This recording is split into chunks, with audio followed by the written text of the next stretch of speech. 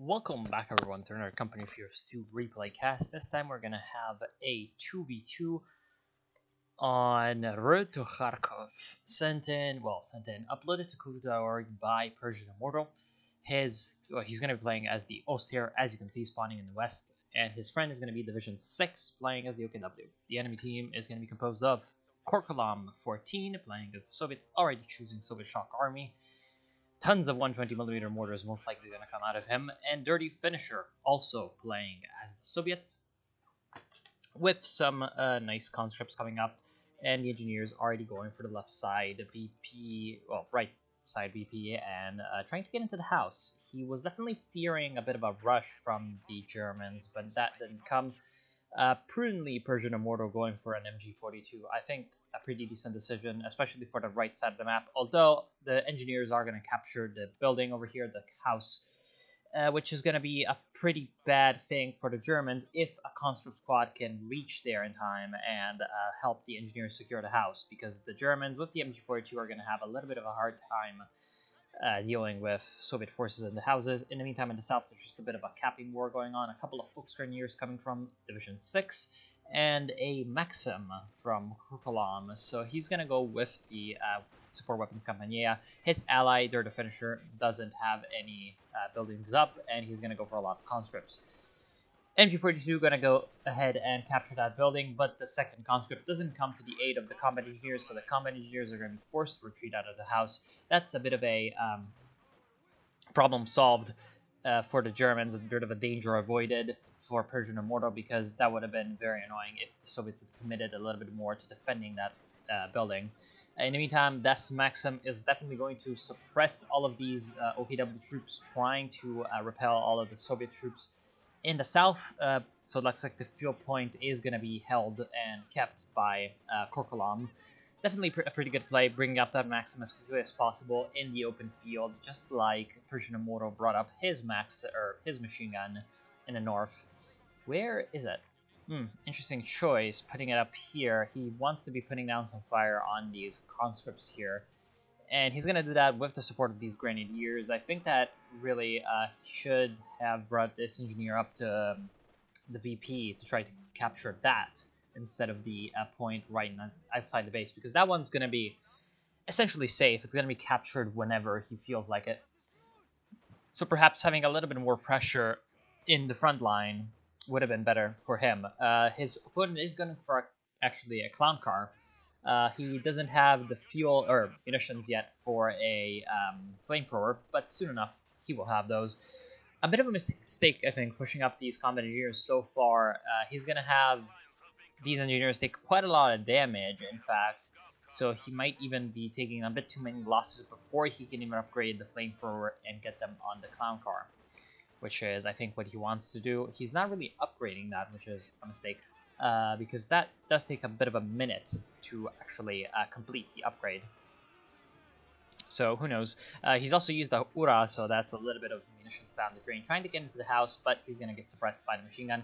Pretty bad play, because you're going to get suppressed regardless of whether or not you're using Ura whenever you're facing, especially an MG42, something that has a lot of suppression under its belt. Right now, it seems like the OKW player Division 6 is trying to barely hold on. He has picked the breakthrough doctrine, and I think that a Sturm officer would definitely help him out in this situation because of the bonus accuracy that he gives the nearby units. And here comes the clown car. Unfortunately, a bit of a mistake, in my opinion, from Korkalam, or no, Dirty Finisher, being a little bit too defensive with the clown car. I mean, when he gets that crucial unit, he should really push through and try to use it as aggressively as possible, especially when the enemy has something like a mortar. And here he stays a little bit too defensively and eats a lot of damage coming from that MG42. Very luckily for him, he's going to find... hold on, there's a bit of a lag. Let me try to see if I can fix that. I'm just going to close down a couple of things. Hopefully it's going to be fixed. Definitely better. Yeah, he's going to get a little bit close to those combat engineers and be destroyed. So a bit of a misuse of that unit. And that's a very, very bad mistake, because it is a unit that you want to use well, because it has a very, very low window at which it is effective, and it doesn't have any counters to it. And it is also kind of expensive. It's like 190. 190 manpower, not quite a lot, but still 15 fuel, not bad. So not too great for him. In the meantime, though, he's still pushing up, and he's got a couple of conscripts coming in. Gonna get behind that green cover with the Grenadiers. Pretty good gift coming in from the Soviet player with that clown car. And here comes the pop-up of the LMG-42. There is not much these conscripts can do. Well, they can just swarm in and take them out, but they're going to take losses. And when the MG-42 hits here, it is going to be able to suppress... Oh, that's a interesting placement, but it is still going to be able to catch the remainder of that squad under its fire, especially outside of that directional cover. There's also the mortar still around for Precision Mortar. I think that this is definitely a decent choice, although, oh, there it goes. Nice flank coming in from Dirty Finisher. He's going to be able to get into the building and force back the remainder of the Germans from the side. There's a second machine gun coming in from Precision Mortar, so going very heavily on Tier 1 and Tier 2 units. Lots of them, and also a Kampfgruppe, no, not the Kampfgruppe headquarters, the bunker with the medical. The medical bunker, of course, to heal up all the Tier 1 units. Still, interestingly enough, tons of them. He's a little bit more vulnerable to light vehicles in that way, and I think that Dirty Finisher does have the ability to get some light vehicles. He has 80 fuel in his bank, so he could go for a Tier 3 right now and try to get out a T-70. In the meantime, on the left side, Division 6 is using his doctrine pick quite well with those Panzer Fusiliers. Korkalam went for a 120mm mortar. I think a pretty decent choice, although so far it's not going to have really the chance to prove itself because lots of infantry coming in from Division 6, not a lot of static purchases. Of course, he has the battle group first, but only in his base. So the 120mm mortar is going to be able to do a lot of damage for free. It's going to have to be kind of lucky and hit a moving target, or it's going to have to hit a target that's setting up some sandbags. That could be a very good coup for him. Right now, Persian Immortal in the north will be starting to push back. He's going to have some mine problems, it seems, but nothing too major. He's still got mostly infantry, so no vehicles that can get snared. I think this is definitely a mistake. You don't really ever put two units into one building, especially when the one building isn't really near enough to the battle to actually make a difference. I would definitely push up the MG-42 to the shade of this tree, just like he had before, because it is a very good position. You can cover pretty much most of the approaches here. Even if they get into this building, they're quite far away from it, so they're not really going to be able to get a very good flank off. The second machine gun, I could have placed it in the center to prevent any flanks coming through these trees and into the rear. Of course, one MG near this tree and one MG near these trees is definitely a good choice. And here comes a bit of a flank from Dirty Finisher. So now that Division 6 is getting attacked from troops from both players, I think that Persian Immortal could definitely be a little bit more aggressive, and indeed he is, bringing up both the MG and the mortar, shelling these conscripts in the building, also trying to protect the central VP. In the meantime, the Germans have control of the southern VP as well, so that means that troop cap is coming, and 350 VPs left for the Allies means that the Allies are taking indeed tons and tons of punishment from this German offensive. And there goes one of the infantry squads from the Finisher. Most likely the building here. Are there any corpses? Doesn't look like it, but definitely possible. Definitely possible that it was this squad here. And in general, it seems like the Germans have a pretty good hold on the north and the center of the map, but it is the south that is a bit of a problem. Korkalam, of course, with the Soviet Shock Army, does have access to the Papa Shots on his conscripts, but against the Panzer Fusiliers with those G-43s, it's not going to be that easy. Here comes a Molotov, a bit of a mistake. He should have used the Molotov on the building so that it had a bit of a better chance of actually dealing damage because of the enemy units staying in one place in the building. In the meantime, the Maxim doing its work and suppressing some of these German troops, but after the nerfs, the Maxim isn't really the most effective piece of machine gun engineering. It is going to be still quite effective at suppressing enemy infantry, but its killing power isn't really what it used to be, and the suppression isn't what it used to be either. So, for example, these Panzer Fusiliers have it a little bit easier. Reckenwerfer from Division 6 is definitely a prudent and wise move. He's kind of afraid of the Soviet light vehicle potential, and in fact there is a T-70 coming in. Persian Immortal definitely lacking on the AT front, like I said earlier. because he went for so many tier 1 units, he actually decided to skip over to the tier 3, the support armor core.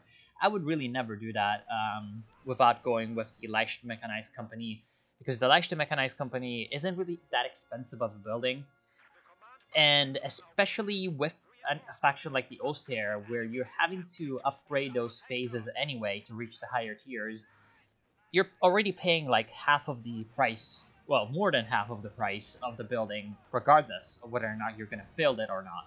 And I think that the most skippable of the buildings of the Oster is really that tier 3, and when you want to go tier 3, getting the tier 2 is also very important, because you're going to be a little bit cut off from the tier 4. What I mean by that is that with the tier 3, also very nice usage of that command bunker, by the way, by Persian Immortal. With that tier 3 and presumably the amount of fuel that you're going to be investing in tier 3 units, the tier 4, which is very fuel intensive, is going to come later, and the units from the tier 4 are going to come even later. So the Panzer, which is really the thing that you're most looking for to counter later game vehicles, is going to be very, very far into the future if you're even going to go for one at all.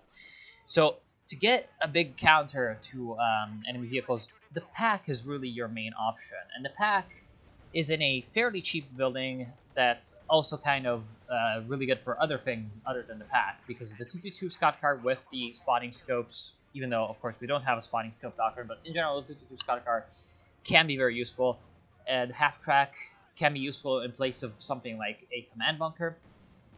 And of course the Panzer Grenadiers, once your Grenadiers start to have problems, can also be a fairly viable option. Stug coming off from that, oh, I think he wanted to use target weak point, but he mistakenly used the smoke Panzer Tactician. That's a bit of a shame. In the meantime, Su-76 on the field for Kurkulam, probably to counter the flak half-track from Division 6. In the meantime, the Germans are pushing through very, very heavily on the right side of the map. There's could have been a very good opportunity for a rifle grenade, but unfortunately the usage of that smoke, the Panzer Tactician, was a little bit depleting of the resources for Persian Immortal. Persian Immortal very nicely coming in with the troops fighting and then retreating back to where the medical bunker, or the command bunker, can actually reinforce them. In the meantime, though, the Soviets aren't sitting on their laurels. They're actually pushing through and trying to get into range from presumably... Oh no, he doesn't have any Molotovs, so I'm not sure why he's going in so close. In the meantime, T-70 draws up and tries to take some pot shots on the German infantry, but it's going to be forced away by that Stug 3G. Stug 3G also puts itself in the line of fire, so it's going to eat a rifle or a couple of normal anti-tank grenades from the conscripts, but that's not going to be enough. There pops the flamethrower on the combat engineer, but he manages to escape, so very lucky on that for the combat engineer. In the meantime, there is one Pioneer squad still alive. I would go for a second Pioneer squad if I was Persian Immortal, because you always want more than one engineer, because you want one engineer to be able to plant down mines, defuse mines, and you want the other engineer to have a flamethrower to clear out buildings sometimes, and to repair vehicles. So there's a lot of things that you need to do with your engineers, and only one squad of them isn't really good enough. And ooh, so it looks like the Raketenwerfer went down on the south side of the map. Finally, the Soviets have managed to take control of another VP from the OKW this time. So Division 6 is starting to run a little bit lower on options, although he has a couple of very nice Panzer Fusiliers. He hasn't gone for a Sturmofficer, which is, in my opinion, a bit of a mistake, because that would have been a very good decision. He's going to go for a Schwerpanzer Headquarters, it looks like, to protect the VP, which is a good choice. In the meantime, the Su-76 did take out the flak half-track. Oh, what is he doing with that? I would have thought that he would have gone for a Schwerpanzer Headquarters near the VP to protect it. It looks like he's very afraid of both the Su-76 and the 120mm mortar. He doesn't really want to get his precious Schwerpanzer Headquarters destroyed by those artillery units, so he's going to be putting it in a little bit more of a safe route, which is a pretty good idea, because here comes a second Su-76 from Kokalam.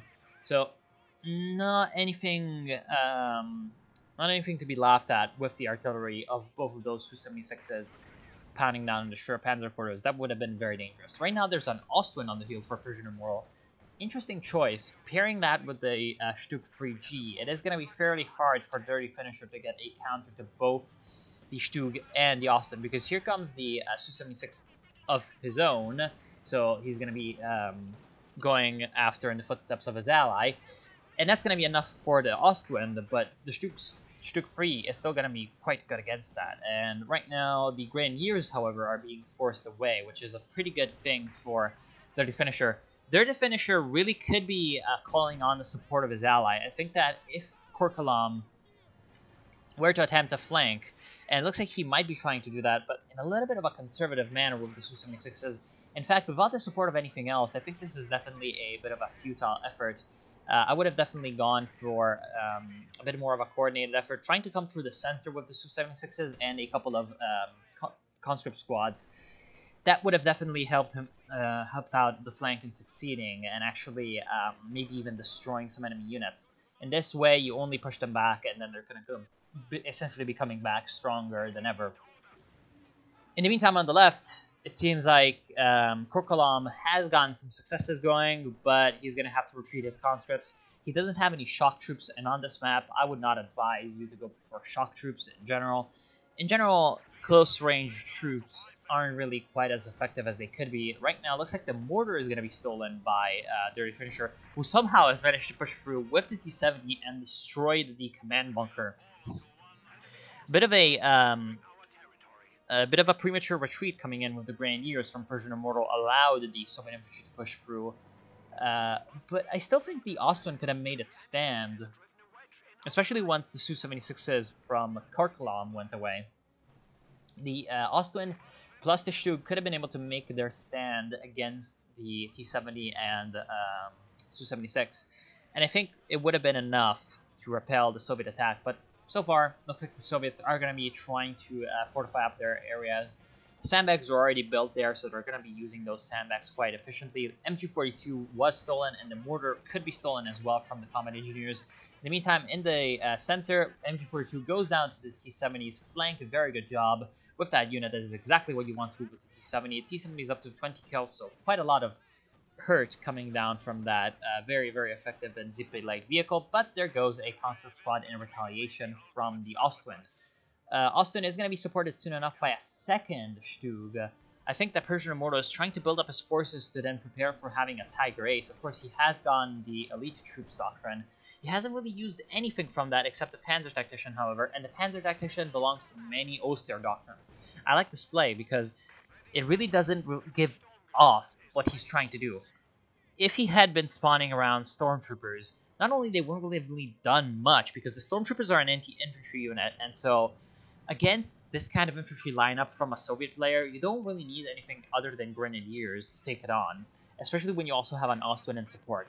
So calling in the stormtroopers would have been a little bit of a rash move. Oh no, now he calls them in.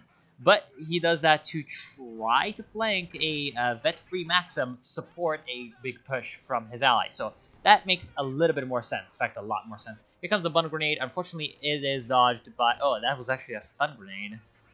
Maybe he didn't have enough resources for it? No, he definitely had enough resources for a bundle grenade. He just wanted to stun them up for the Volksgrenadier to come in and destroy it. Ooh, Jagdpanzer being pulled in a little bit too close to all of these conscripts. Here comes one anti-tank grenade. 2 anti-tank grenades, but the second one might be the death of this conscript squad. They might be able to escape. Here comes the gun-down squad, firing squad from these Volksgrenadiers, but it's not enough to destroy them. In fact, one of the Volksgrenadiers goes down, and the 2 Su-76s from Korkalam manage to destroy the Jagdpanzer. Nice play coming in from the Soviet player, using those Su-76s exactly in the way he should have, aka not pushing them in too quickly because they're very, very light-skinned. They would have been destroyed by that Jagdpanzer a little bit too easily. In fact, they might have even gone in and sort of gave the game away. Instead, they came in at the exactly correct time. Very good job also with the artillery ability, managing to save the T-70. This is exactly why the Su-76 is such a popular unit, and a unit that I indeed like to use quite a lot. It is very versatile. You can use it for many roles, and in fact, the Raketenwerfer is going to be stolen by the conscripts. So far, I have seen that the Soviets have had a bit of a problem with stealing the support weapons that were given over to them so kindly by the Germans, but in the last few minutes, they have reversed this trend, managing to steal 2 MGs and a mortar, and also a Raketenwerfer. Wait, 2 MGs? Are we sure about that? In fact, I am not sure about that. 1 MG42, no, 2 MGs, okay, good. So I was indeed right. That was the 2 MGs that Persian Immortal lost. And yeah, so a bit of a stalemate right now on the map. The Soviets have managed to pretty much regain control over a lot of the map that they had lost earlier, and now they're at 90 points, but they have managed to take control over the north and the center. The south is still contested a little bit, but thanks to the vet-free Maxim from Korkalam and the superiority in terms of infantry, and now a little bit of a superiority in terms of armor as well, and that his opponent has lost his only vehicle, he, I think, can keep control over this area. Although, here comes a assault artillery on this point. This could be very, very dangerous if these support weapons do not retreat. In fact, the assault artillery starts to come down, and it might lead to the death of this Maxim, which wouldn't be too great because the Maxim is vet-free, and indeed it is going to go down. It might also be stolen by the Volksgrenadiers. Volksgrenadiers might be trying to push further through along this main axis of advance and trying to get to the Soviet backlines, but all of the Soviet troops are going to retreat straight back to base and let the T-70 try to handle it. And the T-70 indeed has complete free reign over these German troops because there's absolutely no AT among them. So that was a bit of a rash attack from Division 6. Despite the fact that he got a bit of a success in destroying that Maxim crew, he's still going to take huge losses and not really going to be able to hold on to any of the territory he has captured. Stug tries to come in and destroy the T-70. T-70 might be able to retreat, tries to get around a few obstacles to prevent the line of sight of the Stug. Stug is going to chase through. There's also a Su-76 trying to shoot at the Ostwind, but the Stug is going to force it to retreat beyond the house. Oh, Stug might be pushing up a little bit too far. Thankfully for it, one of those conscripts is retreating and the other conscript is back to base for replenishing, so no anti-tank grenade is going to come in on that Stug. Stug manages to destroy the it's Su-76, and even the T-70, well, especially the T-70 can't do anything. It gets knocked out by a pack. Surprise pack from Persian Immortal, exactly showing itself why it is such a dangerous unit. Very long range, very good accuracy, strong penetration, strong damage. Cheap as well, 320 manpower, so not exactly a big investment to make whenever your safety from enemy vehicles is concerned.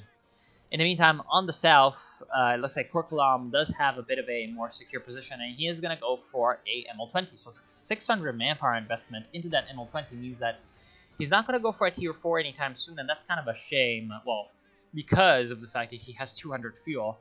He can still go for 1, but he's not going to have enough manpower now for any of those units, and especially he's only going to have the pop cap for 1 or 2 tier 4 units, maybe 1 T-34 and 1 Su-85. I would definitely go for a Su-85 if I was Korkalam, or even Dirty Finisher. Dirty Finisher going for the tier 4, might be going for a T-34-85. I can't really recognize the... Yeah, that is a T-34-85. I couldn't really recognize the icon from the T-34-76. That is absolutely the correct choice. He's seeing a lot of medium armor from the Germans, so the T-34-85 is indeed very, very strong in that environment. Here comes a Stuka. Stuka is an okay choice with all of the support weapons that were captured, actually, by the Allies. To destroy those, this might be a bit of a blind barrage. That was absolutely a blind barrage, but it managed to catch the 120mm mortar. Not really destroying it, though. Kind of lucky. Here comes the push. Big push from Persian Immortal. Coming in with the Ostwind and the Panzer IV. Panzer IV going to be trying to square off against the T-34-85. T-34-85 on itself would be superior, but there's the support of that very lovely Stug, which is going to be providing all the needed help. And also the Ostwind providing the support against the infantry is going to mean that the Germans probably going to be able to push through. There's 2 Stugs still alive for Persian Immortal. One of those does have the ability to use the target weak point, so I would like to see some of that. Right now, the Stug does retreat very, very hastily. An interesting choice. I think he's very scared. He really shouldn't be that scared. I mean, he has 4 vehicles. One of them is an Ostwind, sure, but 3 vehicles is more than enough to deal with 1 T-34-85. Absolutely a bit too cautious play coming in from Persian Immortal, but it is understandable. In the meantime, his ally in the south is also trying to push through, manages to capture the center VP most likely, And with the allies at 90 VP, there's only going to be a minute and a half of triple cap that they're going to be able to bear before they actually go down. So overall, I think that, well, what did the allies really do wrong? Well, they ignored the VPs way too long, and they played as if it were two 1v1s.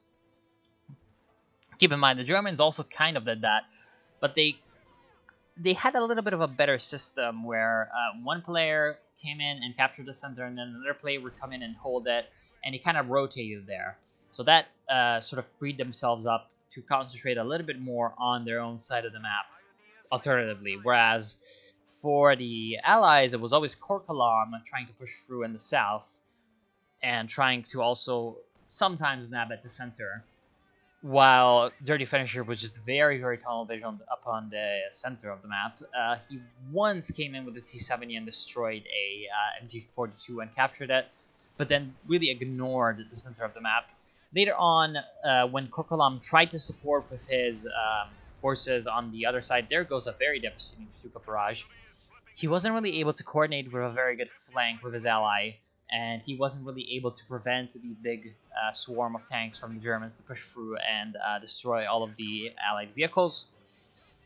And then again, the Allies were really never able to fortify up the areas that were, well, under their control, that they were able to capture. So that was also a bit of a mistake. And you always need to be thinking about the fact that it's not just about capturing, it's also about holding. So having that kind of restriction in play would have prevented some of the excesses that the Allies made, for example, coming in and then just retreating for no reason. The Germans also did that sometimes.